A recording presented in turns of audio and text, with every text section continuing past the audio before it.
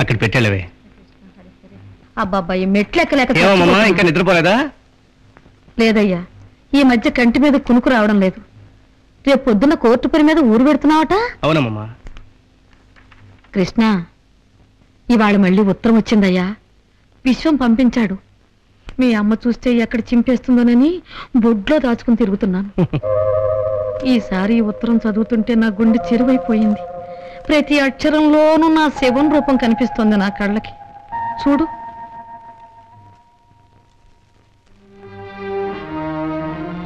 ప్రియమైన బామ్మగారికి నీ మనవడు బాబీ నమస్కరించి వ్రాయినది. ఇక్కడ జేనీ ఆరోగ్యం ఏమీ బాగాలేదు. తను మనసిచ్చిన రాబర్ట్ పెళ్లికి ముందు రోజే యాక్సిడెంట్లో చనిపోవడంతో జేనీ కృంగిపోయింది. ఇక్కడ నుంచి వేరే చోటికి తీసుకువెడితేనే గానీ జేనీ ఆరోగ్యం బాగుపడదని నా ఉద్దేశం. ఎక్కడికి తీసుకువెళ్ళను? మా అమ్మా నాన్న పోయాక డాక్టర్ విశ్వం గారి ద్వారా అమెరికా వచ్చినప్పటి నుండి మేమిద్దరం అనాథలుగా బ్రతుకుతున్నాం. మాకు మా నాన్నగారింట్లో మీతో కలిసి ఉండాలని ఎంతో ఆశ. ఈ సాయం చేస్తే మీ మేలు మర్చిపోలేను. నమస్సులతో బాబీ శివం. పిచ్చి తల్లి కృష్ణ, మీరు కూతురు బిడ్డలు, వాళ్ళు కొడుకు బిడ్డలు. వాళ్ళు కష్టదశలో ఉంటే నా దగ్గరికి పిలిపించుకోవడం తప్ప? చెప్పు కృష్ణ. తప్పని ఎవరన్నారమ్మా? మీ అమ్మ అంటుందయ్యా. వాళ్ళకి జవాబు రాయకూడదట, వాళ్ళ మాట ఎత్తకూడదట, అసలు వాళ్ళు ఇంట్లోనే అడుగు పెట్టకూడదట. అలా చేస్తానని అమ్మ తాతయ్యకి మాట ఇచ్చిందటగా. మాట లేదు, మంత్రం లేదు. అసలు సంగతి వాళ్ళు ఇక్కడికి వస్తే ఈ ఆస్తిలో ఎక్కడ ఏం పంపకం మాటలు వస్తాయోనని మీ అమ్మకు భయం. కృష్ణ, మీ అమ్మ చేతికి పెత్తనం రావడం కాదు కానీ నా నోరు నొక్కి ఒక మూల కూర్చోబెట్టిందయ్యా. ఊరుకోమమ్మా, ఆవేశపడకు. ఇదిగో కృష్ణ, నా మనసులో ఉన్న మాట నీతో చెప్తున్నాను. దేహి అని చేయి దాచిన వాళ్ళకి ఈ దేవుడి ఎప్పుడు కాదనలేదు. నా కొడుకు పిల్లలు నాకు కావాలి, వాళ్ళు ఇక్కడికి రావాలి. మీ అమ్మతో నువ్వు ఏం చెప్పుకుంటావో, ఎలా చెప్పుకుంటావో నీ ఇష్టం.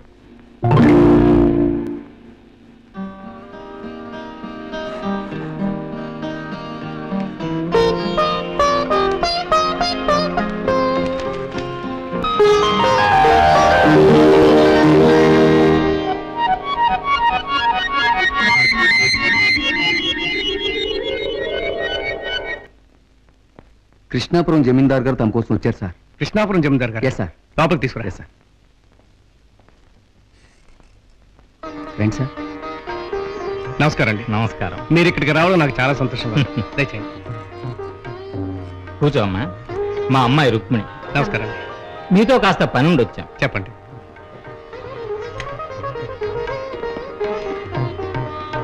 మా అమ్మాయికి నాట్యం అంటే ఆరో ప్రాణం. స్కూల్లో చదువుకునే రోజుల నుంచి కూడా అదో పెద్ద హాబీ మా అమ్మాయికి. రేపు తుఫాను బాధితుల సహాయార్థం ఈ ఊళ్ళో ఒక నాట్య ప్రదర్శన అవబోతుంది. ఐసి జమీందారుల బిడ్డ ఉండి పేదల కష్ట నష్టాలను గుర్తించడం చాలా విశేషం. కంగ్రాట్స్. థ్యాంక్స్. ఆ ప్రదర్శనకి మీరు ముఖ్య అతిథిగా రావాలని మా కోరిక. నాకు నాట్యకళ గురించి అంతగా తెలియదండి. ప్లీజ్. అలాగే, తప్పకుండా వస్తాను. థ్యాంక్స్. వెల్కమ్. మరి మేము వెళ్ళొస్తాం. మంచిది. వస్తానండి. Excuse me. Please come in. ఈ రోజు నా జీవితంలో మరుపురాని రోజు రుక్మిణి గారు.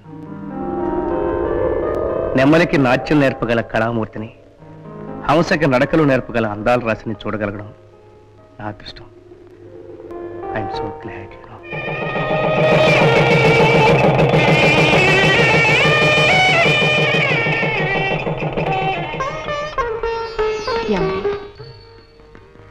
మీ అమ్మగారికి డాన్స్ అంటే ఇష్టం లేదా? ఇష్టం లేక కాదు, 10 మందిలో నువ్వు గజ్జె కట్టడం ప్రతిష్టగా లోపమని. కానీ ఆ గజ్జల చప్పుడు నా గుండెల చప్పుడుతో పెనవేసుకుపోయింది. నాకు తెలుసు, కానీ ఆ గుండె చప్పుడులో కూడా నేనే ఉండాలని, నేనే వినిపించాలని నా స్వార్థం.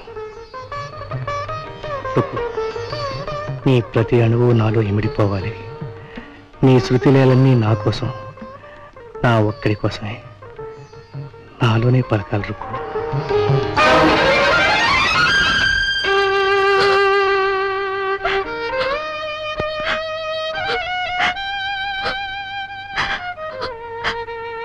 ఆనందాన్ని, సంతోషాన్ని నా నుంచి ఎందుకు దోచేశావు స్వామి? ఎందుకు నాకు ఈ నరకాన్ని వరమిచ్చావు?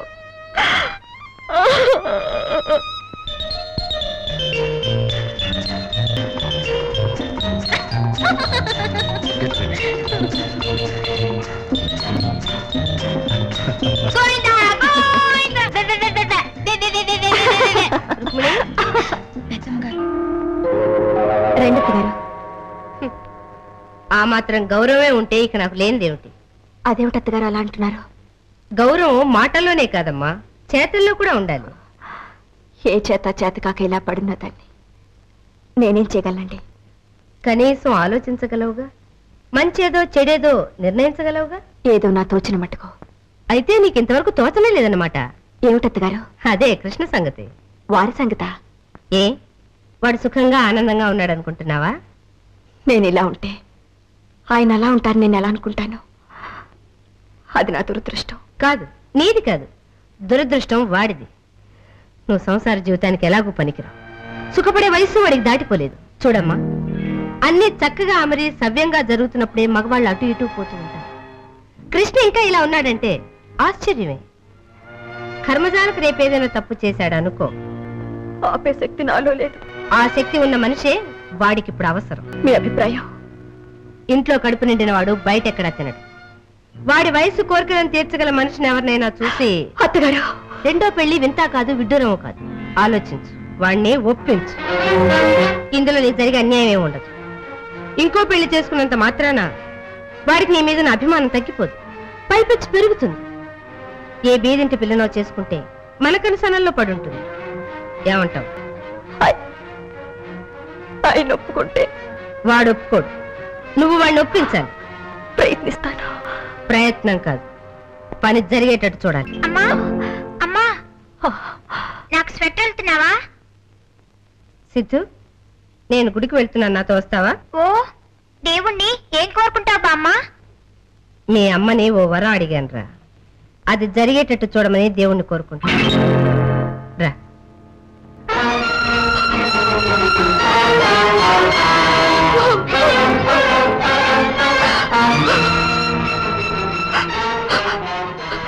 నా భర్తని ఇంకొక పెళ్లికి నన్నే ఒప్పించమంటున్నారు అత్తయ్య.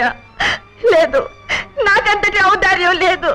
భగవంతుడా, నాకు చావెందుకు తెప్పించువు, నన్నెందుకు చంపేయవు?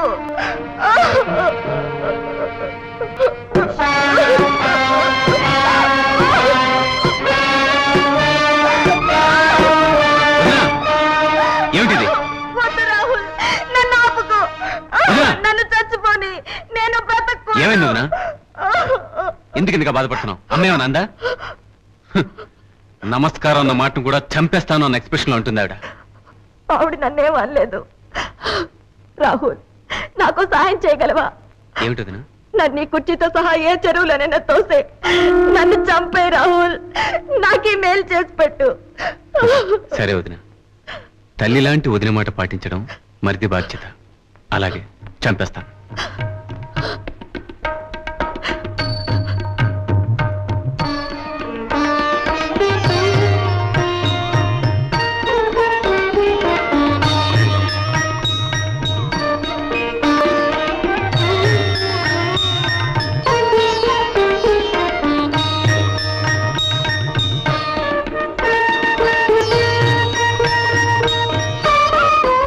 చూసావా వదినా, దురదృష్టానికి చిహ్నాలు లాంటి ఆ ఆవిటి వాళ్ళని చూసావా?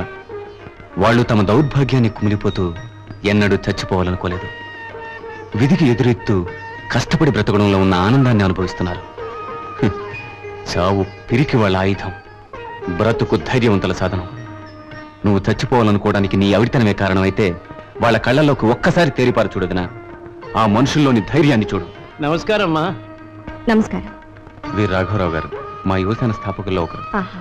కోటీశ్వరుల బిడ్డ రాహుల్ బాబు ఇలా మాతో చెయ్యి గలపడం మా అదృష్టం అమ్మా.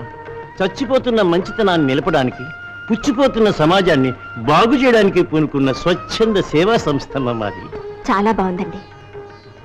అవిటి వాళ్ళకి ఆశ్రయం ఇచ్చి వాళ్లలో ఆత్మధైర్యాన్ని నింపే మీ సంస్థకి నా కానుకగా ఈ గాజులు తీసుకోండి. చందా ఇచ్చి ఊరుకుంటే సరిపోదు వదినా, నువ్వు మా యువసేనకి అధ్యక్షురాలు కావాలి. అప్పుడు నీ ఆరోగ్యం గురించి ఆలోచించే తీరికే ఉండదు నీకు. అవునమ్మా, తమలాంటి వారి నాయకత్వం ఆదరణ మాకెంతో అవసరం, కాదనకండి. అలాగేనండి. ఇలాంటి అభాగ్యులకు సేవ చేయడం కంటే మించిన ఆనందం నాకేముంటుంది?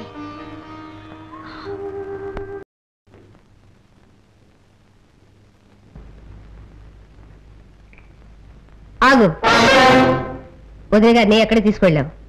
యువసేన ఆఫీస్. రాహుల్, నువ్వు నా మాట లక్ష్య పెట్టకుండా తిరుగుతున్నావు సరే, వదిన గారిని యువసేనకో దిక్కుమాలిన సేనకో తీసుకెళ్తావా? బుద్ధి లేదురా నీకు? బుద్ధి లేదా అన్న ప్రశ్న ఓ కొడుకు తల్లిని అడగటం మర్యాద కాదని ఊరుకుంటున్నాను. చూడు, యువసేన దిక్కుమాలిన సేన కాదు. దిక్కుమాలిన డబ్బే లోకం అనుకునే వాళ్ళకి సింహస్వప్నం, దిక్కులేని వాళ్ళని ఆదుకునే కల్పవృక్షం. నోర్మై, మాటకు మాట ఎదురు చెప్పడం నేర్చుకున్నావు. ఇదే చివరిసారిగా చెప్తున్నాను. ఆ తక్కువ రకం మనుషులతో స్నేహం మానకపోయావా? తక్కువ రకం మనుషుల వాళ్ళకి మనకి ఏమిటమ్మా తేడా? మనమేం చేతులతో నడిచి కాలుతో తింటున్నావా? పుట్టే క్షణాన మనుషులందరూ ఒక్కటేనమ్మా. దేవుడి అలాట్మెంట్ లో కొద్దిపాటి పొరపాటు జరిగి నువ్వు ఈ ఇంట్లో కాకుండా పక్కడో నెంబర్లో పుట్టుంటే నీ పరిస్థితి ఏమి ఉండేది? గొప్పింట్లో పుట్టడం గొప్పతనం కాదమ్మా, పుట్టి గొప్ప మనసు పెంచుకోవడం గొప్పతనం. వదిన గారిని నేను బయటికి తీసుకెళ్ళటం నా తప్పే అయితే దండించే అధికారం ఒక అన్నగారికే ఉంది. ఆయన వచ్చిన తర్వాత నేను చెప్పుకోవాల్సింది చెప్పుకుంటాను. ఎంత చులకనైపోయానరా నీకు.